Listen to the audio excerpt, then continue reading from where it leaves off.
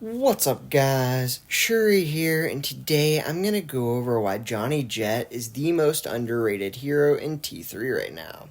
So, the first thing that you're gonna want to do is be able to lead where your invisible puddle is. That way, when the cart moves back into it, you'll actually still be able to stay invisible without ever having to move or redo it in an inopportune time. But luckily for us, we have multiple people in front of us, and when you fill up your shot meter and then hit somebody with the last shot, it does an AoE attack, and we exploded everyone on their team, getting everyone really low. Right here, we go back on the cart as an invisible person, healing up because of both the cart and our invisible puddle, so we are actually able to stay alive really good here and get that lead back in our team's favor. So we are able to just do really good here because Johnny Jet is an absolute animal when it comes to end game. So on cart, what you want to do is basically do your best to stay on the cart while invisible, and then after you get enough people grouped up to come kill you, you start shooting them because that meter will fill up, and as soon as it hits full, you'll be able to hit everybody with a nice huge explosion, and it just absolutely destroys everybody. Another great thing is your ult can also hit those people in the same situation, so what you're really wanting to do is just be annoying and stay alive right here. Instead of going straight in, we're going to stay back, and basically we're going to just try to do our best to distract, giving our teammates the best chance to kill these people without being shot back. And if we do have to take them out on our own, we can do that because Johnny does an absolute insane amount of damage once you start getting him going. And then if you flip on top of people, you do an extra 800 to 900 damage, so you can really start to kill people and do a lot. Right here, we're going to hit our ult, and that is going to allow us to kill the Johnny Jet while he's invisible, and then we're going to focus all of our fire onto the Kazama. That way we can get them both, and that is how we were able to kill their entire team, and then we get back, heal back up, and then get on the cart. And here's how this flips really work. If you land on someone, you do almost 1,000 damage. If you get a little bit further away like this, it does 700, and if you get more in the middle, it's about 800.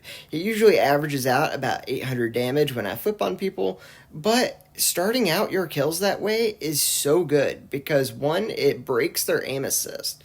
Two, it gives you that little bit of extra damage and makes it where you can one-clip people. Right there, me and the Yas switch places. And right here, we're going to jump normally out of the window and then hit it. That way we can actually go further and end up hitting that Christina. It takes a lot of practice, but you can get really used to accurately hitting people from pretty far away. And another thing we did right here was we saw his ult, and if you flip, it actually counts you on the ground in the original spot until you complete the flip. But if you jump first, then it'll count that spot in the air. That's how we were able to dodge the Christina's ult. So if you ever have something like a Gloria put their ult on you, jump first. Right there, we were able to jump on the cart, stay invisible, and win the game. And don't worry, I'm going to also show some crystal games and some other things like even a free-for-all where this guy is pretty good. And I'll show you the strategies for both to make this work as good as possible. But I love playing this guy on Payload Race, and it's one of the few things that people don't realize Johnny's good at. And it's all about getting on the cart and then either making yours go forward or stopping theirs while being invisible, and then doing tons of AoE damage when they come to get you. And then if you have to fight people one-on-one, you totally can, because this guy just does so much. But we did get killed there. That was really unfortunate. I can't believe that Mark turned on us that hard. But we're going to immediately come out of our spawn and just flip on the cart and make them work really hard just to find us, and then have to back up because you don't ever want to be next to a Johnny Jet when you can't see him. Right here, we're getting this guy to waste all of his little sticky orbs, and then we're jumping around just to confuse him, and then we're finally going to go ahead and start going for the kill. Now our teammates are here. And then we're going to flip back onto the cart, pop our ult so no one can get too close, and then we're just going to stay invisible so we can go ahead and get that win. But one of the things that you might want to work on more than any other is the footwork of Johnny Jet. Right here, we're going to go off to the side, and then we're going to flip out. That way we don't take any damage, and then we're going to get back as fast as we can to where their sniper is. But we did end up having to flip off to try to kill the Zero Kelvin because he does so much damage to Johnny because of his beam weapon, and then also his snowballs are just really brutal. So we had to switch to him. Luckily, we get him one shot, and we are able to get the kill, and then we can start to go for that Osus. And one thing you got to be really careful with for Osus is the fact that he can throw his smoke on top of you, which will get you out of your invisibility and get you low to where he can just shoot you in the body to kill you. That is your biggest threat there, but you can usually end up flipping around and getting behind Osus without him noticing, and then if you have a level 10 passive, you can also go faster after you hit your veil.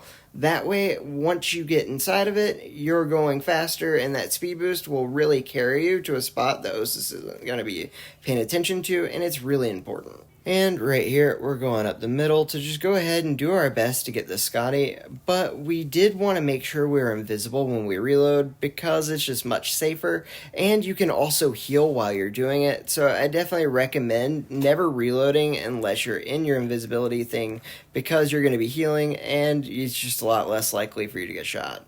But right there, we are able to go ahead and take out the Zero Kelvin, and that Osus is having to worry about us while our amazing hunter takes him out. I mean, can't say more about that guy. I mean, just absolutely amazing hunter. And then we're going to go ahead and kill the Zero Kelvin, and then we're going to flip onto the Osus while he's still worried about our hunter coming from behind him, and he distracting the last guy in the middle, and we do end up getting him. Right here, we're going to jump straight on the Zero Kelvin, and then I hit my ult, but it just didn't really do anything.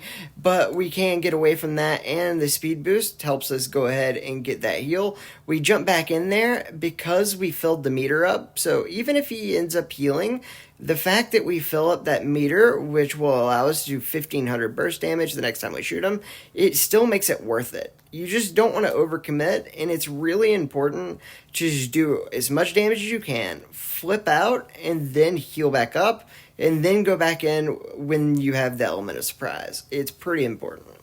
Right here, what we're going to do is we're going to jump off of the main platform, and that way we can hit flip and get over that little divider, and then we're able to go ahead and start killing that Ruby. We wait for our teammates to go in there, that way we can go ahead and kill the Judix without him paying attention to us, and then we can do a good bit of damage right here using our Ruby shields, and then just waiting for him to spawn. As soon as he spawns, we're going to go ahead and flip around to the outside and keep that Judix distracted. Luckily, we were able to go ahead, get that kill, and then get behind the Ruby as our Ruby was fighting him, and we got our 4 streak, going ahead, hitting more damage on the crystal, and immediately we're going to pop our ult as soon as it's up. Similar to something like a Judix's ult, the Johnny Jet ult is really good on crystal, and I'd say this character could even be better than the Judix. The only downside is you do have to get a little bit closer to hit your ult on it, but I personally like Johnny Jet in this better than Judix.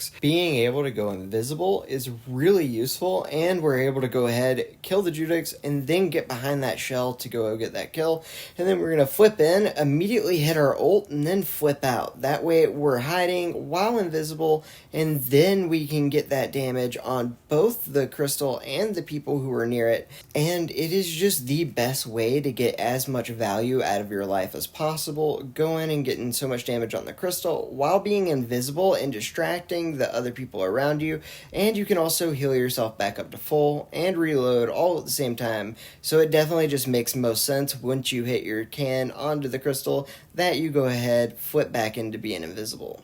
And then we go ahead, get the kill, and we go 10 kills, 2 deaths, 2 assists, with pretty good damage, and we just absolutely destroyed the crystal. Amazing job. Thank you, Annie, for being the best teammate in the game. And now we're going to talk about free-for-all. And this is where Johnny Jet is the most fun, in my opinion. It's really hard sometimes, especially if you play a lot of Scotties, but it is so much fun just to flip around and try to take everyone's kills. But Johnny can actually get the kills all by himself. in one clip even. So the main way to do this is to flip on them and then start shooting, and then you should be able to kill them with just one clip, even if you don't hit every shot.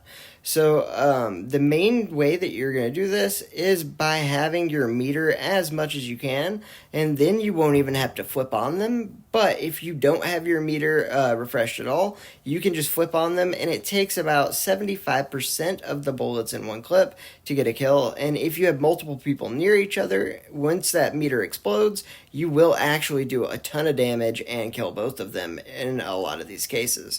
Right there, we're going to go ahead and just use our ult, and we pretty much want to do that as much as we can. Right there, we just hit both of them for 2400 because the meter filled up and hit him, and that is my favorite part about Johnny. It just is so much fun to play this aggro character that has huge burst damage capabilities, and it can also heal itself. It's similar to Aletta in that way, and it is the most annoying thing in the world to play a good Johnny in free-for-all. But we're going to go ahead and just keep trying to do our best to get away, reload, and we have our meter completely filled, and that is the whole point.